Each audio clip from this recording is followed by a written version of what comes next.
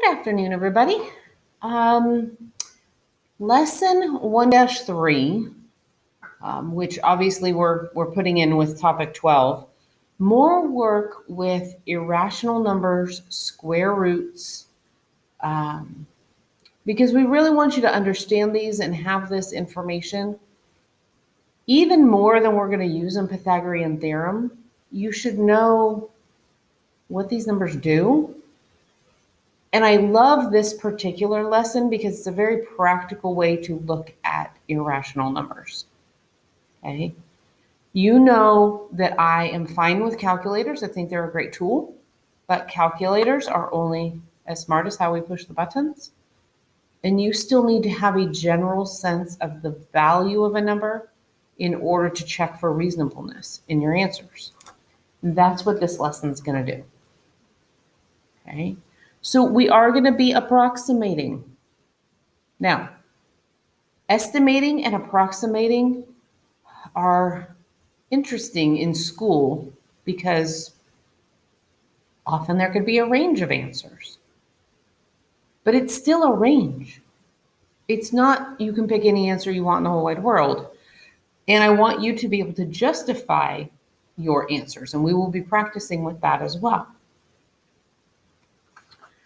So, how can I use approximations to estimate value of these irrational square roots? So if you know where perfect square roots are on a number line, you know their value. That's going to help you estimate where irrational numbers would be. So when we're looking at these, and I'm going to demonstrate this, we're going to determine which two perfect squares your number is between. And then you're going to estimate one or two decimal choices for the irrational number values. And you can actually pinpoint it pretty carefully by just squaring them. Okay? So let's take a look at an example. Okay?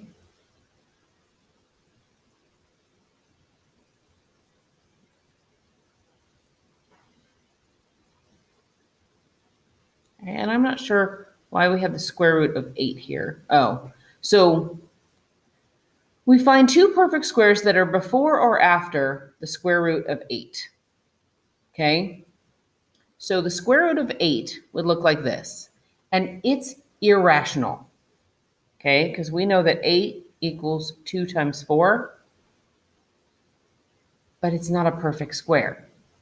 Less than 8, the next perfect square down is 4. More than 8, the perfect square up is 9. So there's the square root of 9. It's 3, right? 3 times 3 is 9. And here's the square root of 4. Okay? And in between them on the number line would be the square root of 5, square root of 6, square root of 7. And here's our guy, the square root of 8. So we know that as a number value, it's between 2 and 3. 1, 2, 3, 4, 5 spaces here. Okay.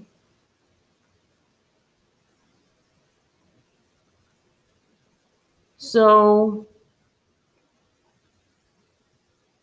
2.8, maybe. And then you can use a calculator to check 2.8 squared. And then maybe you're like, oh, maybe it's 2.7. You just want to double check yourself.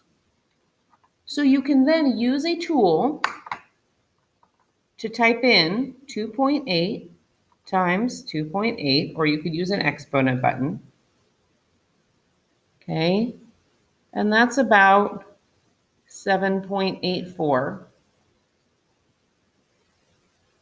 Okay, and I know I don't want to go smaller than that because that's still not quite 8. So let's even check 2.9. 2.9 times 2.9. Oh, that's 8.41. Which of these is closer to 8? That one. We estimated it really well. Okay. So notice that I can not only choose them on a number line, but I can also double check them to make sure that I'm picking the best choice. Now let's look at one from scratch. Okay, and I want to point out something that I provided to you. And if you're not in my class or whatever, these are easily found. Just Google perfect square roots chart. Okay, but if you're in my class, I provided this. These are all the perfect square roots for all values up to 50, and we're not going to go above that anyway. So as we talked about before, 8 times 8 is 64. Okay, 5 times 5 is 25. So if you aren't sure of what numbers something could be between, we can use this chart to help us. Okay, so now I want to do an example. Okay, and I want to look for the square root of 20. That's my question. What's the square root of 20? Well, I know it's not perfect because it's not 4 times 4 and it's not 5 times 5. Oh, but when I was figuring out if it was perfect, I already found the numbers it was between. So let's make a number line. Okay. 0, 1, 2, 3, 4, 5, 6, 7. Okay. Now, 4 is the square root of 16. And 5 is the square root of 25. So we know the square root of 20 is going to be really close in the middle there. Okay.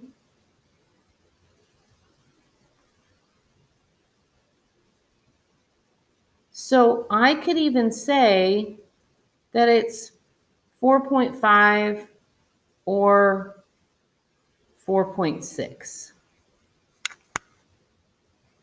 Right? Close. Well, let's check. 4.5 squared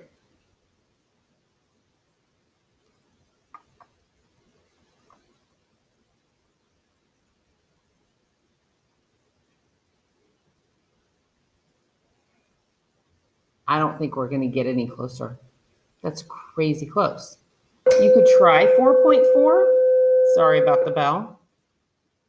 Okay, so I don't want to do that. I could try 4.4.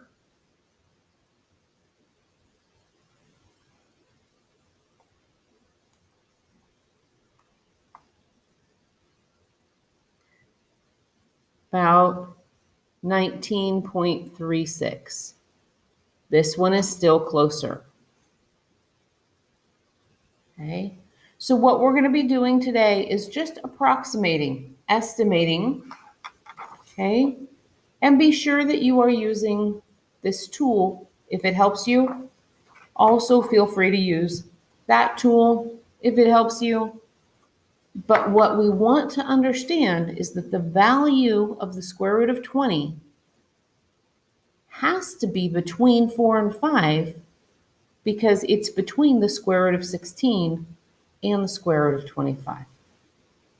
Hopefully that helps, and I can't wait to see you in class.